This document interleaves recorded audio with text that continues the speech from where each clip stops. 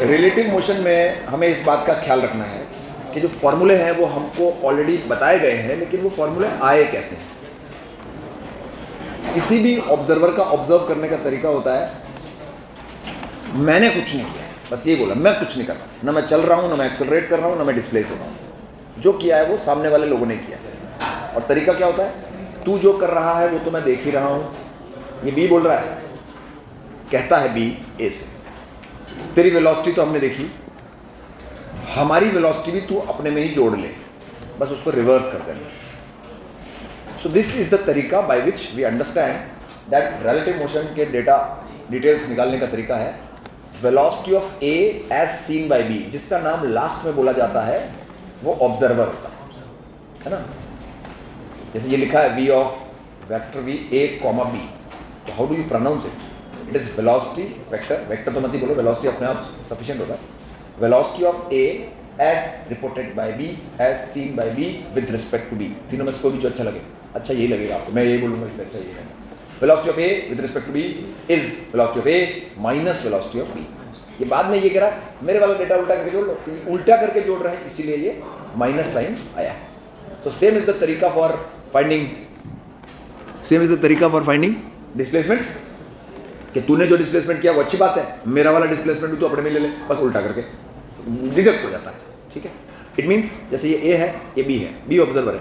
ए अगर 25 मीटर आगे गया और ये 10 मीटर पीछे पीछे चला गया, तो ले देके तो हमें लगेगा 15 मीटर गए ना आप तो आगे। ठीक है, ये मतलब नंबरों में भी होता है। किसी एग्जाम में दो दोस्तों के नंबर आए 40-40, फिर रीचेकिंग कराई तो एक के बढ़ गए 10, तो उसके 50 हो गए, इसके 4 ही बढ़े, तो ये 6 आपको दिक्कत देगा। मतलब आदमी की जो खुशियाँ है वो अपनी खुशी में नहीं होती है, दूसरे के दुखों में होती है। इसकी बैट बच गई, मैं खुश हूँ, है ना। इट इज जनरल रिलेटिव का फंडा यही है, सिंपल सी बात। दो पार्टिकल्स जो समान वेलोसिटी से चल रहे हैं वो हमेशा एक दूसरे को रेस्ट पे ही देखेंगे, क्योंकि जो तेरे पास है अगर वही मेरा वेलोसिटी है, तो फिर जब मैं अपना डेटा उल्टा करके आपके जोड़ूंगा, जीरो हो जाएगा ना वो, है ना। तुम्हारे भी 5 मीटर पर सेकंड आए क्या, मेरे भी 5 मीटर पर सेकंड आए क्या, तो मेरी वेलोसिटी को उल्टा करके आप अपने में जोड़ोगे, जीरो जाएगा। ठीक है, तो two particles with same data, whether it's displacement और एक्सेलरेशन और वेलोसिटी, तीनों ही आप क्या रिपोर्ट करोगे, जीरो, शून्य।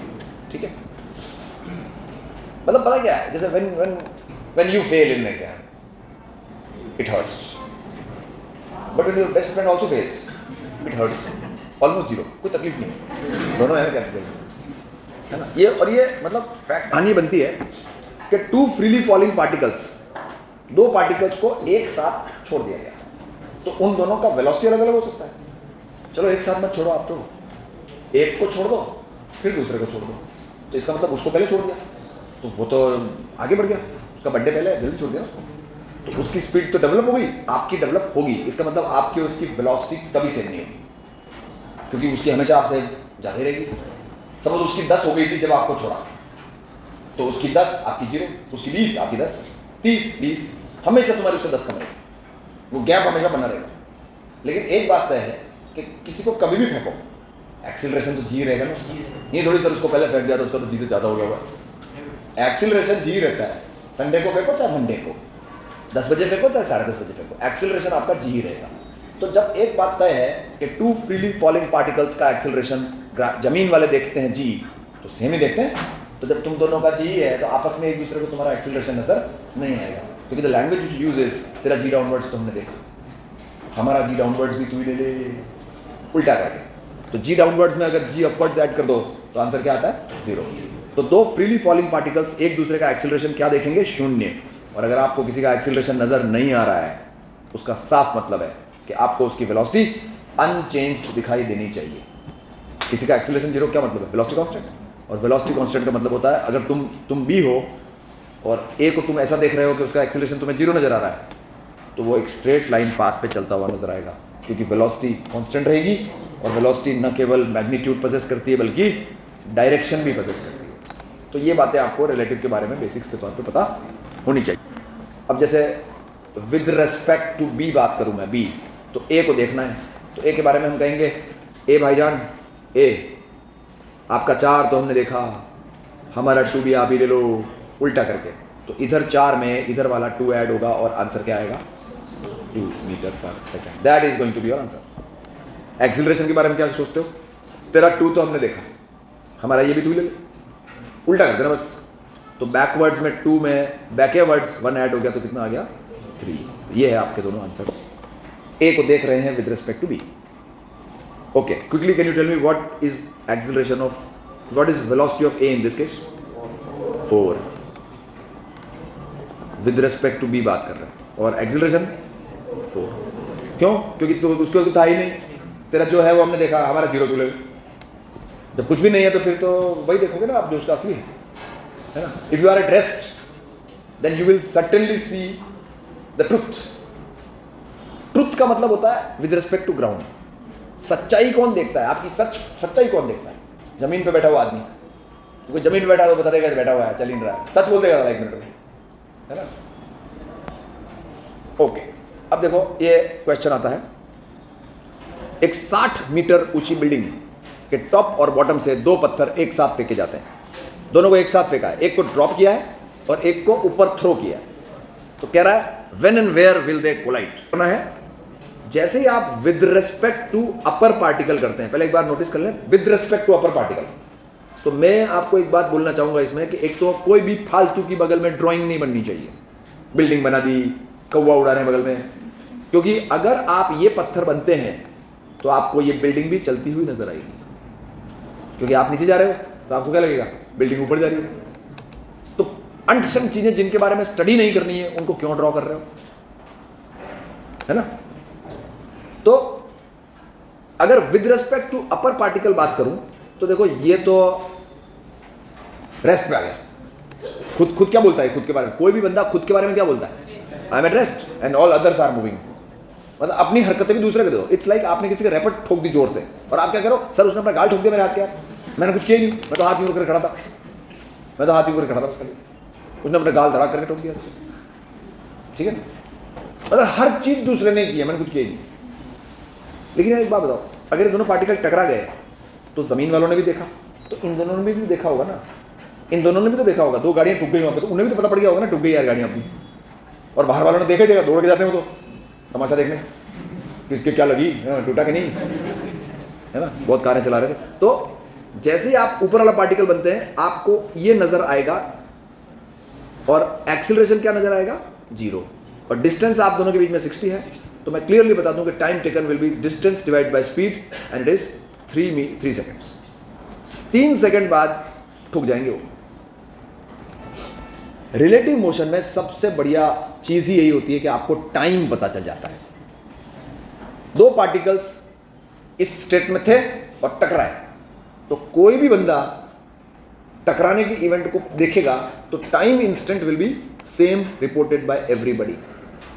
सपोज यहां सामने जोर से एक धमाका होता है, तो हम कहीं भी बैठे हो, हम सब समान समय पे उस धमाके को रिपोर्ट करेंगे। ऑफ कोर्स अगर आप 3-4 किलोमीटर दूर बैठे हो तो साउंड वेव पहुंचने में जो टाइम लग गया वो अलग चीज़ है। लेकिन मैं तो विजुअल की बात कर रहा हूँ। विजुअल तो लाइट की स्पीड से आता है, उसमें तो टाइम नहीं लगता ना यार, है ना। तो visual will be reported by and noticed bye every observer at the same time. एक ही समान समय पे ऐसा होता है, ठीक है। तो ये दोनों ठुके। अब आप इससे पूछो या यहाँ पर एक सेठ जी बैठे हैं उनसे पूछो। बैठे हैं सेठ जी का मतलब है रेस्ट पे बैठे, ठीक है। तो ये भी बोलेगा ठुके, 3 सेकंड में ठुके। अच्छा, अब किसी ने पूछा कहाँ हुई टक्कर, तो कहाँ इससे नहीं पूछ सकते हो क्योंकि झूठ बोल देगा। मेरे यहाँ कहाँ टक्कर हुई? यहाँ जहाँ मैं बैठा हूँ यहीं, क्योंकि मैं तो कहीं गया ही नहीं, मुझे यहीं कूटा गया है। लेकिन जमीन वाला बोलेगा झूठ बोल रहे हैं, ये भी नीचे गया है वो भी ऊपर आया है और 3 सेकंड। तो एक काम करो ना, 3 सेकंड बाद ये कहाँ है पता कर लो। जहां भी होगा ये तीसरे सेकंड पे वहीं हुई होगी और क्या।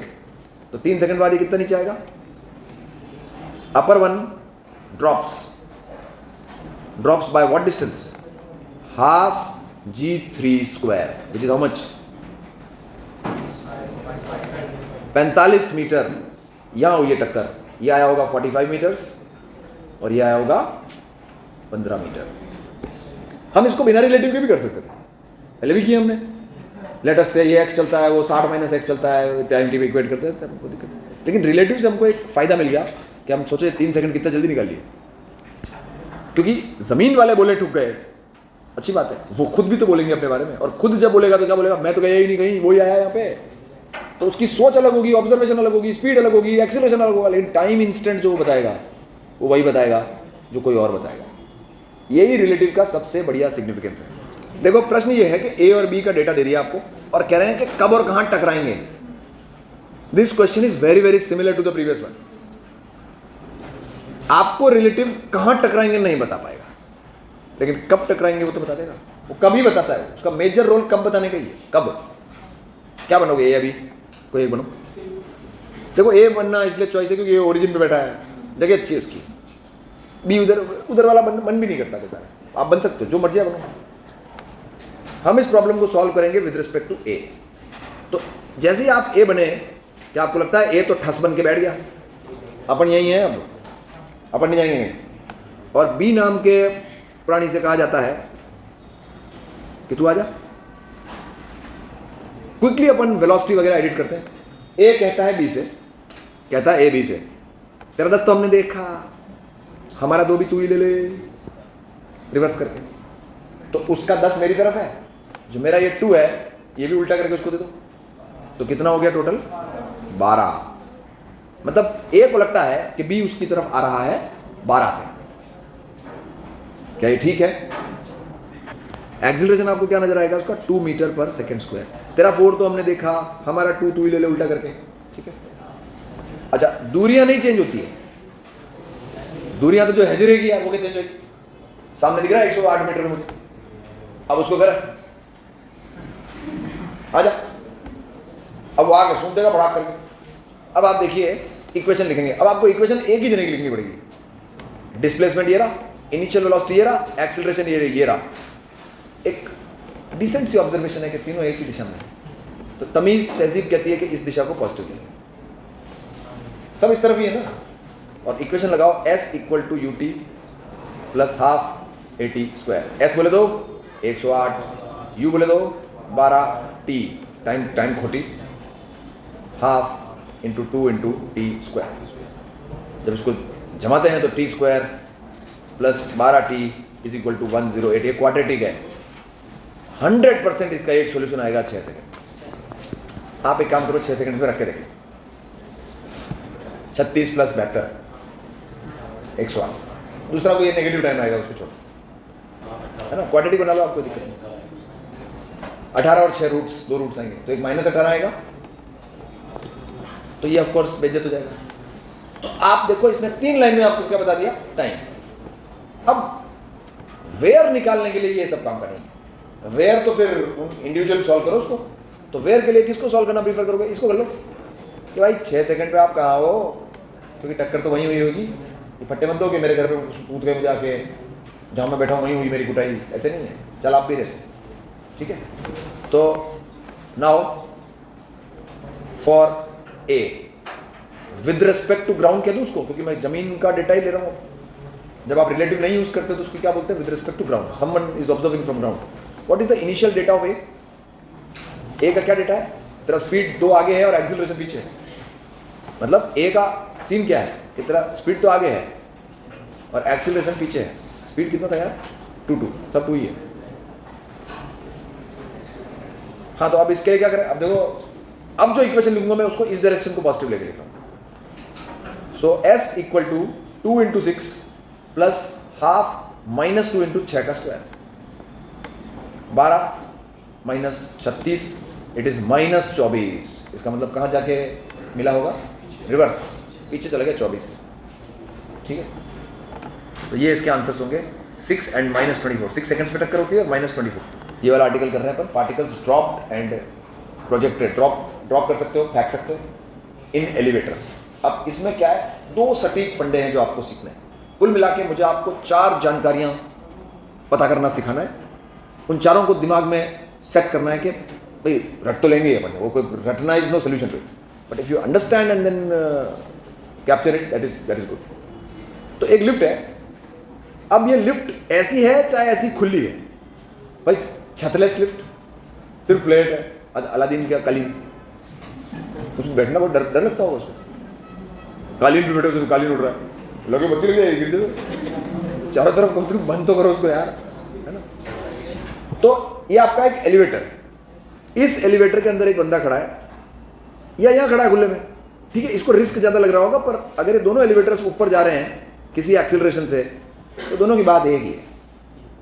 अब आप सोचो, इसने एक पार्टिकल को ऊपर फेंक दिया, एक पार्टिकल को इसने ऊपर फेंक दिया, जैसे जैसे ये नॉर्मली सड़क पे खड़ा होकर पत्थर ऊपर फेंकता है, वैसे ही फेंक दिया इसने, है ना। और ये कहता मैंने यहां पर भी ऐसे ही फेंका, दोनों केसेस में मैंने फेंक दिया। इन दोनों पार्टिकल्स का फर्दर मोशन सेम होगा, दोनों जो आगे करने वाले हैं वो सेम होगा। लोग जनरली ये मानते हैं, सर ये तो अंदर ही है ना, ये तो अंदर ही तो है, लिफ्ट के अंदर ही है, ये तो फेंक दिया सर, ये तो बाहर चला गया। अरे उस लिफ्ट की छत ही नहीं भाई, अगर मैं यहाँ मकान लगा दूँ तो अंदर हो जाता है। मतलब अगर एक खुली जीप में पीछे बैठे हो और ऊपर छपरा लग रहा है और पीछे बैठे हो जीप में, क्या फर्क पड़ता है? इस छत से आपको पत्थर पे क्या फर्क पड़ता है? खुली जीप में आपने एक पत्थर ऊपर फेंका, खुद कैच किया, और पूरी कवर्ड बेटी पैक केबिन वाली जीप में सेम जीप, सेम स्पीड, सब कुछ सेम, उसमें पीछे बैठे हो, उसमें आपने यू पैक के यू कैच किया, it is one and the same thing. उसमें छपरे का क्या रोल है यार? लेकिन लोगों को ये फील आती है, सर ये तो अंदर है ना, पार्टिकल का उस छत से क्या लेना देना यार? जीप चल रही है, छत जीप के साथ चल रही है, छत हो या ना हो क्या फर्क पड़ता है? तो पहले तो अपने दिमाग में ये निकाल दें कि अगर आपने किसी पार्टिकल को फेंका है तो अब वो आपका हिस्सा नहीं है, it is not attach to you, फेंक दिया आपने। अब आप अंदर फेंक रहे हो तो भी फेंक दिया, और बाहर फेंक रहे हो तो भी फेंक दिया। मतलब इस बंदे ने पार्टिकल भी ऊपर फेंकेगा या ड्रॉप करेगा, जो भी करेगा, ये अब इसके साथ कॉन्टैक्ट में नहीं है। मतलब ये आदमी अब कोई भी फोर्स इस पर नहीं लगा रहा है। तो 2 क्षण पहले तो पकड़ रखा था इसने इसको, तो जो मेरे साथ हो रहा है, मेरे साथ क्या हो रहा है भाई? जो लिफ्ट के साथ हो रहा है। तो जो लिफ्ट के साथ हो रहा है वो मेरे साथ हो रहा है, और जो मेरे साथ हो रहा है वो इसके साथ हो रहा है। इसके साथ कौन कर रहा है वो चीज? मैं। और मेरे साथ कौन कर रहा है? लिफ्ट। तो मैंने इसको फेंक दिया। अब तेरे साथ जो भी हो रहा है वो मैं नहीं कर रहा, ठीक है? तो अब वो हमारा हिस्सा नहीं है। आप ये भी कह सकते हो कि once it is dropped it is no more the part of the lift. ये लिफ्ट में नहीं है, ये लिफ्ट के अंदर नहीं है, फेंक दिया आपने इसको। हालांकि फेंका लिफ्ट के अंदर ही है, थोड़ी देर बाद जब जमीन पे गिर जाएगा तो वापस लिफ्ट के अंदर आ जाएगा। अरे भाई, आपको किसी गाड़ी के अंदर होने के लिए गाड़ी के किसी पार्ट से कनेक्टेड तो होना चाहिए। एक बड़ी सी बस चल रही है, उसमें आपने एक छोटे बच्चे को गोद में ले रखा है, आपने कहा चल खेलते हैं इसके साथ, ऊपर फेंका, वो बस में नहीं है, तो उड़ रहा है ना वहां। तो आपने अगर किसी बच्चे को ऐसे फेंका, वो हंस रहा है, और सडनली बस वाले ने जोर से बस चला ली, लौंडा पीछे चला जाएगा। बस चल रही है 10 की स्पीड से, आपने एक बच्चे को ऐसे खिलाया, कुछ ऐसे कैच करके, तो जैसे ही आपने उसको फेंका और सडनली बस में ब्रेक लग गया, तो हमारे तो ब्रेक लग गया, लौंडे की लगा ही नहीं, वो आगे चला जाएगा। समझे? तो पहले तो अपने दिमाग में ये सेट करो कि अगर आपने किसी पार्टिकल को गाड़ी के अंदर भी हवा में फेंक दिया, वो आपके साथ नहीं है, वो आप में नहीं बैठा, वो अलग हो गया, वो अंदर हो, घोड़े के अंदर होने का मतलब थोड़ी आपका हिस्सा में, ठीक है? कई लोग इस बात को आसानी से मान जाते हैं, अगर मैं ऊपर छत नहीं लगा, छत नहीं लगाऊं, छतलेस गाड़ी है, ट्रक पीछे ट्रक खुला है, वहां पे एक छोटे को आपने गोद में रखा है, उसको फेंकोगे तो हाँ सर ये तो नहीं है ट्रक में, क्योंकि ये तो छत है ना, ऊपर आसमान में दिख रहा है, हवा बिल्कुल आउट, लेकिन ऊपर छत लगी हुई है, तो आपकी सोच बदल जाती है, ये क्या बात हुई यार? समझ गए? ये बात क्लियर होगी? ठीक है। अब देखिए 2 बात, अगर आपने किसी पार्टिकल को चलती गाड़ी के अंदर से प्रोजेक्ट किया, मतलब आपने उसको कुछ और वेलोसिटी दी, प्रोजेक्ट करना ये होता है, तुम्हारे हाथ में है, तुम किसी गाड़ी में हो, है ना, सपोज ये एक एलिवेटर है, ये ऊपर जा रहा है 2 मीटर पर सेकंड से, इसके अंदर एक बालक खड़ा हुआ है, उसने एक पार्टिकल को ऊपर फेंका, एंड उससे पूछो क्या किया तूने इसके साथ? बोला मैंने वैसे फेंका यार जैसे मेरे को कल जमीन पर खड़े रह के फेंकवाया था। जब मैं कल यहाँ जमीन पर खड़ा था तो मुझे किसी ने कहा पत्थर फेंक, तो मेरा एक स्टाइल है फेंकने का, एक ताकत है, एक स्टाइल है, एक पैटर्न है, तो मैंने उसको ऊपर फेंक दिया, और लोगों ने कहा वाह क्या पत्थर फेंका है, 4 की स्पीड से गया तेरा पत्थर। तो वही हरकत मैंने यहाँ कर दिया आज। तो लेकिन एक बात है, वो पत्थर उस आदमी के हाथ में था, और फिर उसने यही हरकत करी जो कल जमीन पर करी थी खड़े होके, तो इस बार भी उसने तो 4 ही दिया होगा, लेकिन पत्थर के पास तो ऑलरेडी कुछ वेलोसिटी थी ना, ये वाला तो वैसे ही था उसके पास, ठीक है? तो जब ये बंदा लिफ्ट के अंदर खड़ा है, लिफ्ट ऊपर जा रही है 2 से, पार्टिकल उसके हाथ में है, वो पार्टिकल मेरे साथ ऊपर जा रहा है, मैं 2 से ऊपर जा रहा हूँ, तो भैया पार्टिकल तू 2 से तो ऊपर जा ही रहा है, वो तो ऑलरेडी है, और प्लस मैं फेंकूंगा तेरे को, तो ये बोनस है, एक्स्ट्रा है।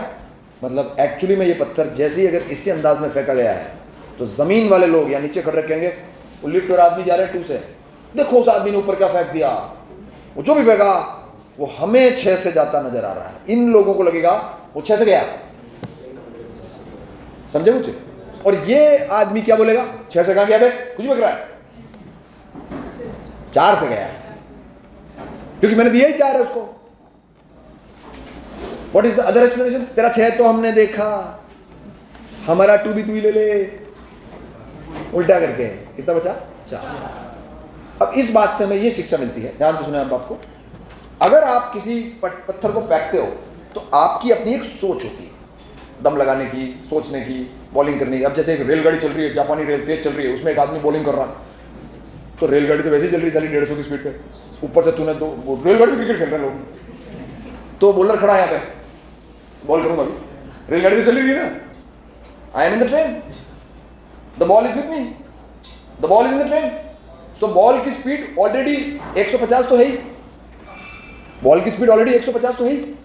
अब चलती 150 की ट्रेन के अंदर मैं बॉल कर रहा हूं, तो जमीन वाले क्या बोलेंगे पता है, 300 से बॉल फेंक दी इस आदमी ने, और मैं क्या बोलूंगा 150 से फेंक किया। तो मेरी सोच, मेरी शक्ति, मेरी जो इनपुट्स हैं वो मुझे नजर आएंगी। दुनिया वाले तो झूठ ही देखेंगे, और दुनिया वाले क्या कैसे झूठ देखेंगे, वो सड़क की स्पीड, गाड़ी की स्पीड जोड़ के देखेंगे उसके अंदर, समझ गए? है ना? We might hear such things that in a moving elevator, which is already moving with speed 2, a person throws a particle within the elevator like this, ठीक है? तो ये वो क्या बोलेगा, वो 4 बोले कि 6 बोले, क्योंकि इसको तो लग रहा है मैंने तो 4 ही दिया ना यार। लेकिन प्रॉब्लम ये है कि इससे मैं कहना चाह रहा हूं, तूने जो 4 दिया है ना, वो दिया है, लेकिन वो 4 नहीं है, उसका ऑलरेडी 2 है। जब ये बाटे को तू पकड़ के ऐसे खड़ा था और लिफ्ट ऊपर जा रही थी, तो तू तो इसके बारे में क्या बोल रहा था, एड्रेस। लेकिन हम यहाँ नीचे खड़े के क्या देख रहे थे, ना लिफ्ट रेस्ट पर है, ना तू रेस्ट पर है, ना वो पत्थर रेस्ट पर है, तो हम तो वो 2 ऑलरेडी देख रहे थे ना यार। तो हमारी सोच अलग है, और अब तू कह रहा मैंने फेंक दिया उसको, और मैंने जो इन्वेस्टमेंट इसके ऊपर किया है उससे इसको 4 मिलने चाहिए, ठीक है? तो वो लैंग्वेज क्या यूज होगी, in a moving elevator with 2 metre per second, a person throws a particle up with 4 meters per second with respect to himself, ये भाषा का प्रयोग करेगा वो। A person throws with 4 meters per second with respect to himself, इसका मतलब है उसे लगता है कि 4 से फेंका है। अब उसे 4 से लगता है तो उसने 4 ही दिए होंगे, नो डाउट अबाउट इट, पर अगर ऑलरेडी उसके पास कुछ है तो वो तो है ना, पहले पुराने वाले। अभी तुम्हारे जेब में 2 रुपए पहले थे, मैंने 4 और डाल दिए, तो मैं तो कह रहा हूँ 4 ही होना चाहिए, मैंने 4 दिए इसको। अरे आपको पता ही नहीं है पहले इसके 2 रुपए थे, तो पुलिस इंक्वायरी में तो उसकी जेब में 6 निकलेंगे ना, तो सच्चाई तो 6 हो गई, तो वो 4 झूठ थोड़ी है क्या? तो ये सच्चाई है, ये सच्चाई है। सच्चाई हमेशा ये बताते हैं, with respect to ground is the true velocity. अब आप इन दोनों में रिलेटिव लगा के देख लो, ऑटोमेटिक ये डेटा आ जाएगा। रिलेटिव कैसे लगाओगे, ये बंदा कह रहा है, लोग कह रहे हैं तू 6 से जा रहा है, तेरा 6 तो हमने देखा ही होगा, हमारा 2 भी तू ले ले उल्टा करके, 4 आ गया, हाँ देख तेरे स्पीड पर 4 ही दिख रही है, तो तुझे, तू भाई विद रिस्पेक्ट टू योरसेल्फ है तो तुझे तो वही दिखेगी ना 4। तो कई बार अपने बोलते ना तेरा 6 तो मैंने देखा, कब देखा भाई, ये तो बातें हैं सिर्फ, तेरा 6 तो मैंने देखा, मेरा 2 तू ले ले उल्टा करके, तो जो आएगा मुझे वो दिख रहा है, समझ गए? तो ये तेरी स्पीड मैंने देखी, मेरा उल्टा करके ले ले, ये सिर्फ बोलने की बात है, दिखता आपको हमेशा फाइनल आंसर ही। 2 चीज कैसे दिख गई आपको, क्या आपको पार्टिकल 2 दिशा में जाता दिख गया, 6 से इधर जा रहा है, 2 से इधर जा रहा है, इसलिए we never see the components, we actually see the overall speed. तो देखो वेलोसिटी के मामले में आपको 2 बातें समझनी है। चलती गाड़ियों में अगर कोई बंदा पत्थर फेंक देता है तो जो स्पीड वो देगा अपने हाथों की ताकत से, उसे वही नजर आएगी, उसे वही नजर आएगी। तो इस बंदे ने क्या स्पीड दी उसको, 4, तो लेकिन स्पीड तो 6 हो गई, तो इसको थोड़ी 6 नजर आ रही है, इसको तो 4 ही नजर आ रही है ना। तो जो आप उसे देते हो ना, उसको आप कैसे पेश करोगे, विद रेस्पेक्ट टू हिमसेल्फ लिख के, the man has thrown the particle in the lift with respect to himself. And what is the true velocity which is gained by this पत्थर, उसमें आप आदमी की स्पीड ऐड कर दो। चलती रेलगाड़ी में एक आदमी बॉलिंग कर रहा है, रेलगाड़ी जा रही है 150 की स्पीड से, तो वो बॉल नहीं फेंकेगा तो भी बॉल तो 150 से जा रही है। फिर क्रिकेट खेलना चालू किया तो दौड़ना चालू किया उसने, दौड़ के बॉल और फेंकी साले ने। और कल ग्राउंड पे उस आदमी ने बॉल फेंकी थी मेरी तरफ, मैं सामने खड़ा था batsman, I was at rest, I realise that the ball came with me for 150। इसका मतलब है आदमी 150 से फेंक देगा तो यार। अब चलती रेलगाड़ी में अगर तू 150 से फेंकेगा तो 150 तो वैसे जा रही थी वो, 150 और हो गया तो बॉल कितने से जाती हुई नजर आएगी? 300। किसको नजर आएगी 300? जमीन वालों को, बाहर खड़े हैं जो। वो जो बंदा है बॉल फेंकने वाला, वो बोलेगा मैंने तो 150 से फेंकी है। अरे साले, जब तू बॉल फेंक रहा था उस समय भी बॉल 150 से जा रही थी, तो तुझे थोड़ी दिख रही थी क्या? समझ गए? तो गाड़ी की स्पीड फेंकने वाले को नहीं दिखती है, क्योंकि फेंकने वाला तो गाड़ी में ही है ना। ये दो जो है फेंकने से पहले ये दो जो है, दो ये आदमी के पास भी है और पार्टिकल के पास भी है। और जब दोनों के पास सेम वेलोसिटी होती है तो एक दूसरे उस वेलोसिटी को नहीं देख सकते हैं। हमेशा क्या दिखाई देता है? एक्स्ट्रा। तेरे पास ज्यादा क्या है मेरे से, ठीक है? तो ये बात तो हुई वेलोसिटी की। एक बार फिर से सुन लीजिए, कंफ्यूजन होंगे। आप अगर चलते व्हीकल में किसी पत्थर को फेंकोगे तो जो आप दोगे वो आपके रेस्पेक्ट में लिखा जाएगा। असली क्या होगा? आपकी स्पीड ऐड कर दो, क्योंकि आपकी स्पीड तो उसके पास पहले थी, आपकी वेलोसिटी तो उसके पास पहले थी, वो तुम्हें नहीं दिख रही थी। तो सच कौन देखता है? वैसे भी जमीन पर खड़ा हुआ एक आदमी सच कौन देखेगा? ये, ठीक है। लेट्स ट्राई एंड अंडरस्टैंड कि ये एक गाड़ी है। अगर बात आपके समझ में आई तो ये जो एग्जांपल है तुम्हारे खोपड़ी में बैठना चाहिए। ये एक गाड़ी है, यहां पर एक आदमी खड़ा है, गाड़ी जा रही है इधर 2 मीटर्स पर सेकंड से, ठीक है। इसने एक पार्टिकल को प्रोजेक्टाइल मोशन की तरफ फेंक दिया 10 की स्पीड पे एट एन एंगल 37 डिग्रीज। यहां ब्रैकेट में क्या लिखा है? With respect to man. अब आप ये समझो कि विद रिस्पेक्ट टू मैन का मतलब है कि इस आदमी ने ये दिया है। अगर उस बॉल के पास पहले से ही कुछ था, वो ये आदमी नहीं जानता, इसे यही नजर आएगा जो इसने दिया है। कैसे डील करें सच्चाई निकालने के लिए? सबसे पहले आप इसके 2 टुकड़े कर डालिए, इधर आएगा 8, इधर आएगा 6, ठीक है। अब मैं आपको सच्चाई बताता हूं। सच्चाई है कि ये 8 नहीं है, इसमें ये 2 ऐड हो गए। वेक्टोरियल एडिशन होता है ना, तो 8 ही में ऐड होगा ना ये 2। ये कह रहा है मेरे हाथ मत लगाना, वर्टिकल में कैसे ऐड कर देगा? So with respect to man तो आंसर हो गया 8 I cap plus 6 J cap, but with respect to ground answer क्या हो गया? 8 प्लस 2 आई कैप प्लस 6। ये कह रहा हूं, तुम जो दोगे वो तुम्हें दिखाई देगा, विद रिस्पेक्ट टू यू होगा। जमीन वाले क्या देखेंगे? आपकी वेलोसिटी ऐड करूंगा उसमें, समझ गए? अब जैसे आप देखो, ये 2 है, तुमने इस पत्थर को क्या दिया?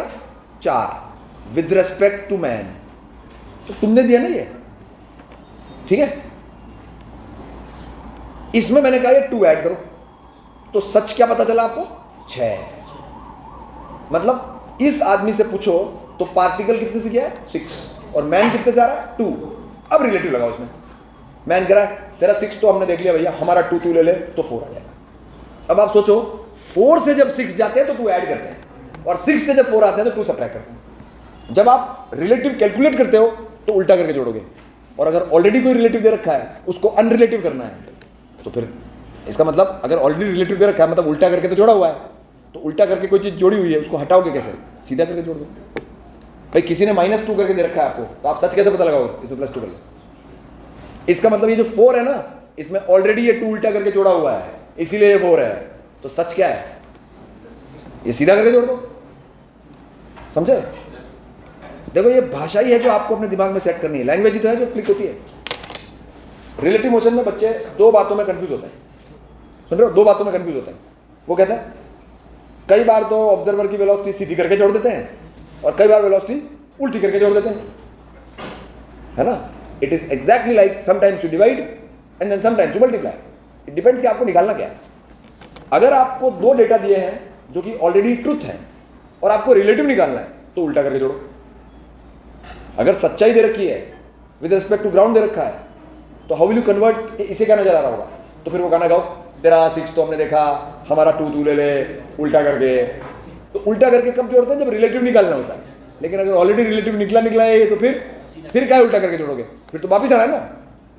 मंदिर के साथ जब हम डील करते हैं तो 2 काम होते हैं, या तो हम सीढ़ी चढ़ते हैं या हम उतरते हैं। फिर लोग कंफ्यूज, पता नहीं यार मंदिर के नाम जब भी आता है कभी तो सीढ़ी उतरनी पड़ती, कभी चढ़नी पड़ती।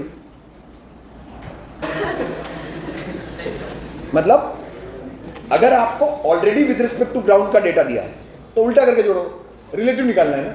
लेकिन अगर ऑलरेडी रिलेटिव निकला है तो फिर उल्टा करके क्यों जोड़ रहे? फिर तो अनरिलेटिव करना है ना। ऑलरेडी रिलेटिव निकला है तो क्या मतलब है?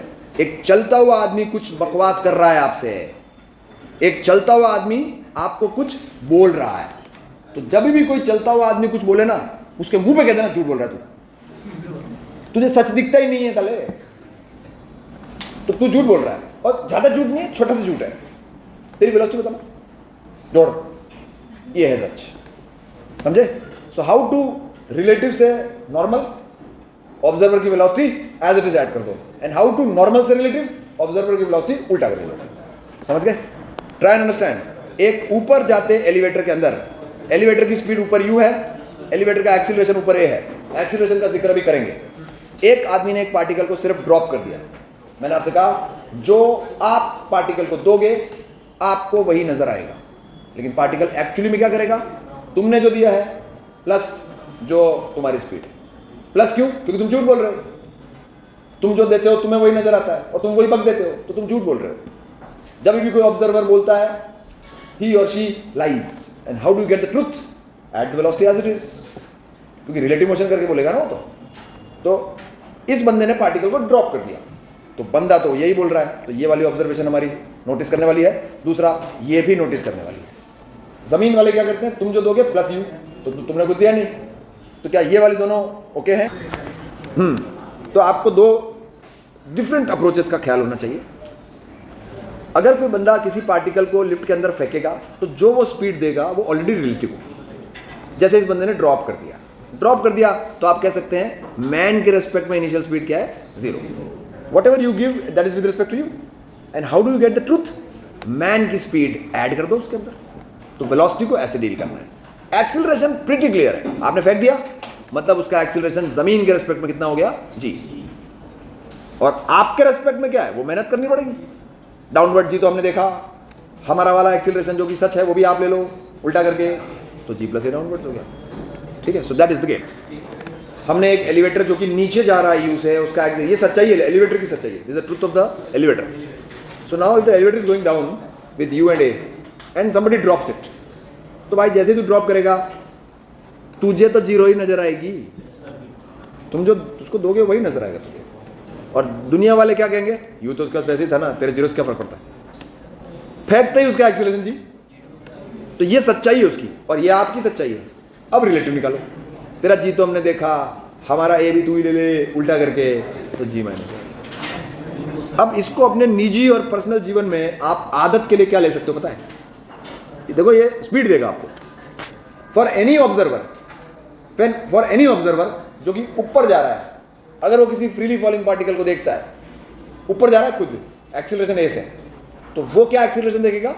रिप्लेस जी बाय जी प्लस ए।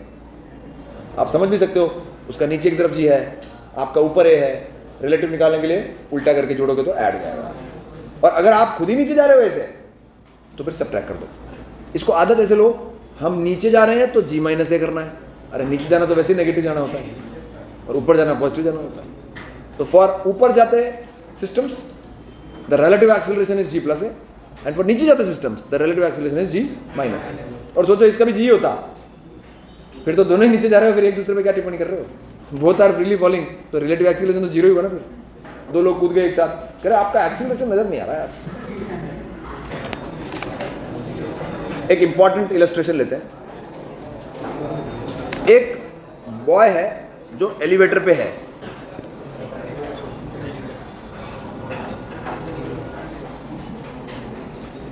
एक एलिवेटर क्या? ओपन एलिवेटर है, ओपन लिखा है ना, खुला, छत नहीं है, सिर्फ प्लेटफॉर्म है, ऊपर जा रहा है, वो फर्क नहीं पड़ता।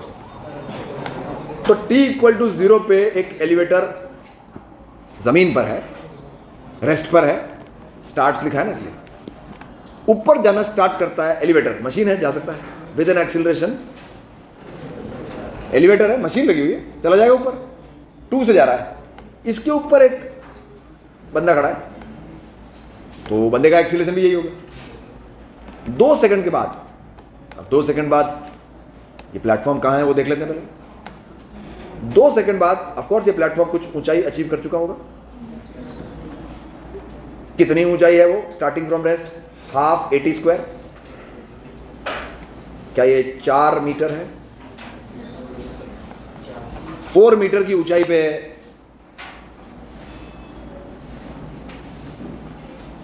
2 सेकंड पे ये पहुंच गया। ये t इक्वल टू 0 फोटो है। ये कब का फोटो है? तो t इक्वल टू 2 पे अगर ये आपका एक्सीलरेशन है स्टार्टिंग फ्रॉम रेस्ट है तो हाफ AT स्क्वायर से आप पता चला 4 मीटर ऊंचा तो आप जा चुके। और इस समय आपकी स्पीड क्या है? एक्सीलरेशन 2, टाइम खोटी कितना हुआ? 2, तो 4 मीटर पर सेकंड आपकी स्पीड है। पहले 1 सेकंड के बाद 2 और 1 सेकंड बाद 2 और, तो 2 बार 2 4। अब खेल होता है। ये बंदा अपने जेब से एक पत्थर निकालता है और ऊपर फेंक देता है।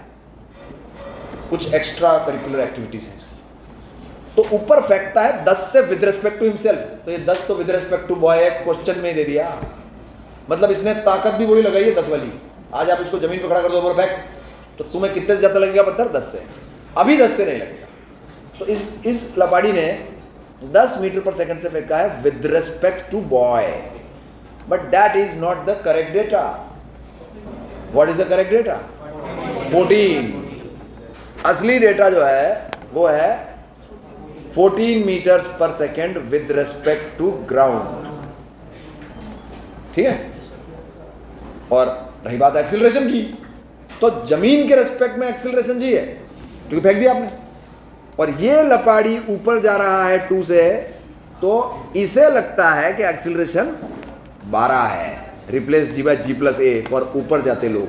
आप ऐसे भी सोच सकते हो कि वैसे भी जमीन वालों को तो G डाउनवर्ड्स ही लगता है उसका एक्सीलरेशन। मतलब ये सच्चाई देखो, ये जो अलग कलर से लिखा है ये ट्रुथ है। सच्चाई ये वाला पार्ट तो मेहनत करके निकलता है और ये तो फैक्ट है।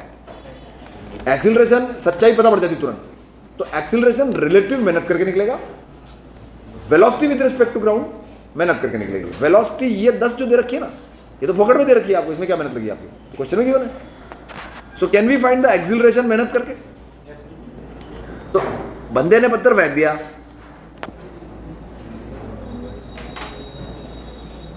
ठीक है, बंदे ने तो फेंक दिया पत्थर ऐसे। एक्सीलरेशन क्या लिखना चाहिए? मुझे हेल्प कर दीजिए। नीचे की तरफ। ये बॉय के रेस्पेक्ट में लिख रहा हूं मैं, तो बॉय कह रहा है, जमीन वाले कह रहे हैं G डाउनवर्ड से, तो तेरा G डाउनवर्ड तुमने देखा, हमारा 2 अपवर्ड भी तू ही ले ले उल्टा करके, तो हो गया 12 मीटर पर सेकेंड स्क्वायर है। देखो ये डेटा तो हो गया विद रिस्पेक्ट टू बॉय, ये डेटा हो गया विद रिस्पेक्ट टू ग्राउंड। अब ये कब इसको पत्थर को फेंकने के बाद कैच करेगा? आपको कौन सा ऑब्जर्वर चुनना चाहिए? अगर मैं बच्चे की आंखों से सॉल्व करता हूं तो it is very straight forward. बच्चे की आंखों से तो बात ये है, यूं जाके नीचे आ गया, same level to same level है भाई। और same level to same level में तो मेरा टाइम ऑफ फ्लाइट का फॉर्मूला रेडी है, 2u/a। ये 2, ये u, ये a, इस वाले गोले में से डेटा उठा लो, आपको टाइम ऑफ फ्लाइट जल्दी मिल गया। इससे करोगे तो दिक्कत आएगी, क्योंकि जमीन के रेस्पेक्ट में तो बात ये है, फेंका कहीं है और कैच कहीं और हुआ। तो देखो टाइम ऑफ फ्लाइट कितनी फास्ट आ गया। How do you get it? 5/3 seconds. पत्थर फेंकने के 5/3 सेकेंड्स पश्चात कैच हो गया। एक्चुअली में कैच यहाँ हुआ है, बच्चा भी यहाँ खड़ा, the particle has followed this path. और घड़ी में इस समय क्या बज रहे हैं? अरे 2 तो तभी बज रहे थे, 2 के बाद फर्दर 5/3 और बचे होंगे। टोटल कितना हो गया इसका? उसका टाइम इंस्टेंट देखना, 11/3 सेकेंड्स। मतलब शुरू से देखो तो कौन से वे लम्हे पे आपने कैच किया है? फेंका कौन से लम्हे पे? 2 पे। और कैच कब किया है? 11/3। तो 11/3 पे आप कितनी हाइट पे हो ये कैसे निकाल सकते हो? 11/3 पे आप कौन सी हाइट पे हो कैसे निकालेंगे? कोई यानी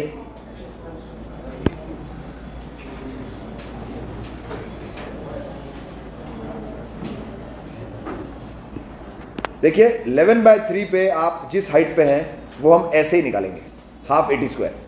बस हाफ A 11/3 का स्क्वायर कितना आएगा?